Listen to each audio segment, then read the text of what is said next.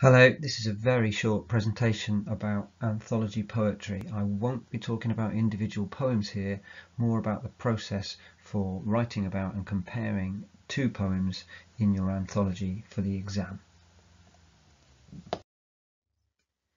So the exam board are going to test your knowledge of the anthology. There are 18 poems in it. They expect you to know them. They gave you them at the beginning of Y10, so they've expected you to have studied them, to have analysed them, and to have organised them into a sort of a set of or a groupings so that you can work with them. The question is, do you know them? Your safety net should be a solid understanding of at least 6. Okay, if you've got 6 really well worked, well studied poems, you should be all right. But that is no substitute for what we really want, which is excellent understanding of all 18. So we need to be strategic. If we do think about 6 poems that we're going to focus on, especially in the last run up to the exam, we ought to be thinking about organising them. And you can see I've just used shapes here, grouping things together. I've got 6 poems, poems 1 to 6, and you can see that I've just grouped them, and I've thought about them in terms of their theme. So I need 2 poems that are loosely based around conflict, perhaps war, and about power relationships. I need 2 poems that are linked around the natural world, interacting with nature, describing nature in some way. And I need 2 more poems that are really going to be about relationships. Now, relationships is obviously relationships between people, but it can also be a person's relationship to their place. So if we organise ourselves like that, we're going to have a poem to write about and a poem to compare. So if you are given one of these poems, you can use the other one to compare it to in the test.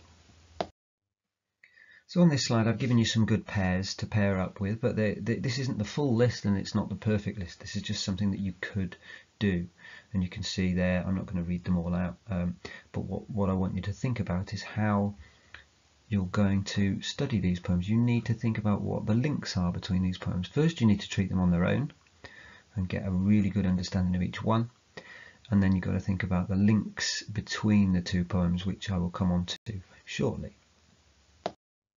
So you're going to have an hour to write about 2 poems and then to compare them. And quite simply, straightforward process of writing about the first poem for 20 minutes, writing about the second poem for 20 minutes, and then comparing them for the final 20 minutes. I do understand that there will be those of you out there who will feel that while they are writing about their second poem, they can begin to make comparisons to their first. If you are confident in doing that, then of course that is fine. But you must make sure that you are writing in detail about poem 2.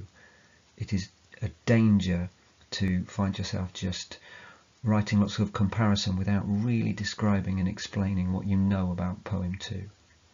So think carefully. It's better to keep things simple. Write about poem 1, write about poem 2, and then deal with the process of comparison separately and make it obvious. Make the examiner know exactly what you're doing. So I've just put a quick 4-stage process on this slide so that you can understand it. There's not much written, as you can see. We expect you to be able to do most of these things now, but if you were just trying to sort it out in your heads, this is what I would do. Stage 1, I would be thinking about the title and the poet. What does the title suggest? What do you know about it? What does it hint at in the poem? What do you know about the poet? Remember, this is an anthology. You might begin to talk about who they were, and then that would lead neatly into the context. Now, the context of the facts, they're the kinds of pieces of information that you could have researched and learnt. We do not want great long biographies of poets, but what we do want is for you to think about the time, the place, the world that these poets existed in, because who they were, where they lived, what was happening around them informed their poems. It helped them work out what it was that they wanted to say. So the context is important, but it shouldn't be a big long biography of the poet. The third stage and the next stage would be the message. You need to tell your examiner what the message you think the poet is trying to communicate. Why did the poet write the poem? What are they doing? And here, of course, you could link it to your theme. If it was a poem about power or conflict, you could talk about what they were trying to tell you. What do you learn? What do you discover about the world? Because the poet wants to tell you something. So you start with the title and the poet. You move on to the context, the world that they live in, then you move on to the message, and then you get on to what is essentially the bulk of the task, which is to deal with how they do it and engage with the poem. Talk about yourself, say I in that, and I will show you a couple of examples of that shortly. But that's the 4-stage process that we want you to follow through.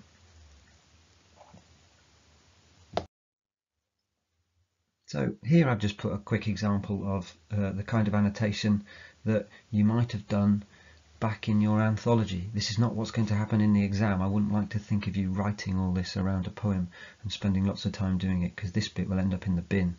What you've got to do is have some of this knowledge ready to use very quickly in the test. But the point that I want to make about this slide is this is about the how. If we are looking at some of the things that are written around here, there's lots of focus on the language used and thinking about the structure. How has the poet structured things? What words have they chosen? Why have they chosen those words? What images are they trying to create? So we're really thinking about what the writer is up to, what the poet, in this case Ted Hughes, is doing. So I just wanted to show you that there's lots going on and you should be prepared to write about it.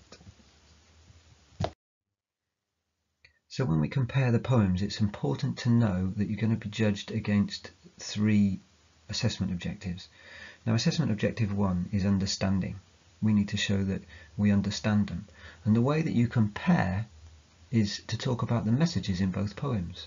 So you can talk about what each poet wanted us to learn or think or feel or discover.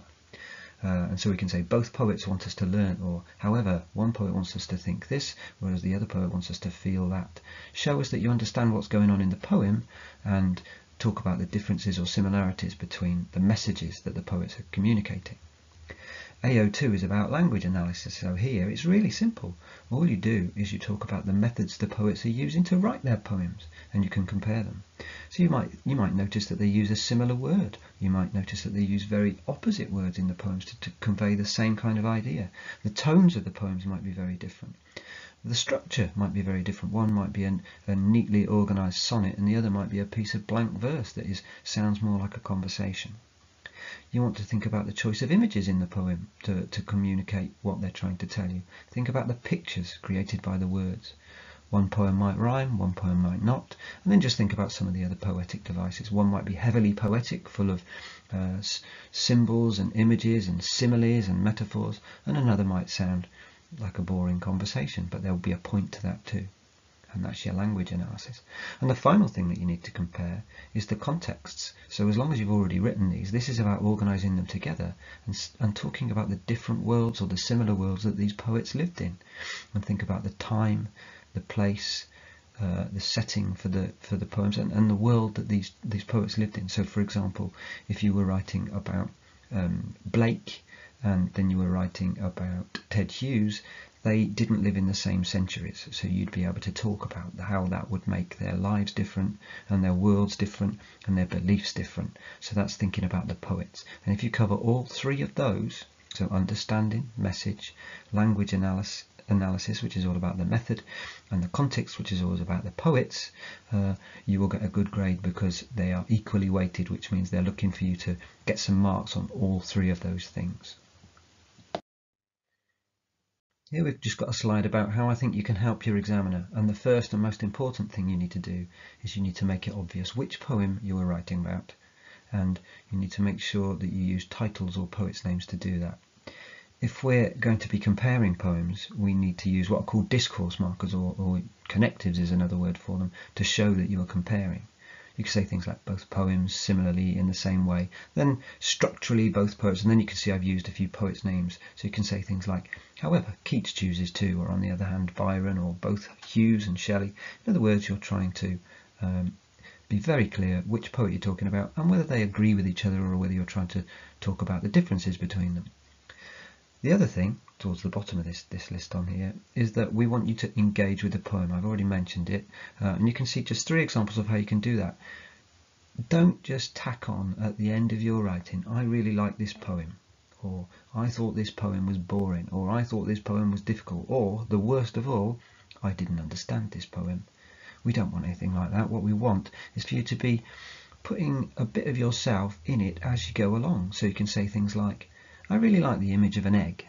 That, of course, is living space. I found Armitage's portrayal of the relationship moving because I was unnerved by Duffy's image of the knife in the poem because.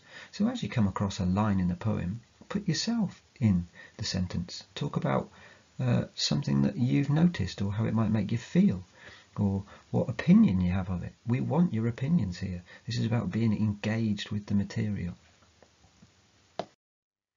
So here is an award for being an anthology expert. You're going to get a GCSE, and that's called an award as well, and basically it's about rewarding hard work, isn't it? It is hard work to study these 18 poems and know them really well.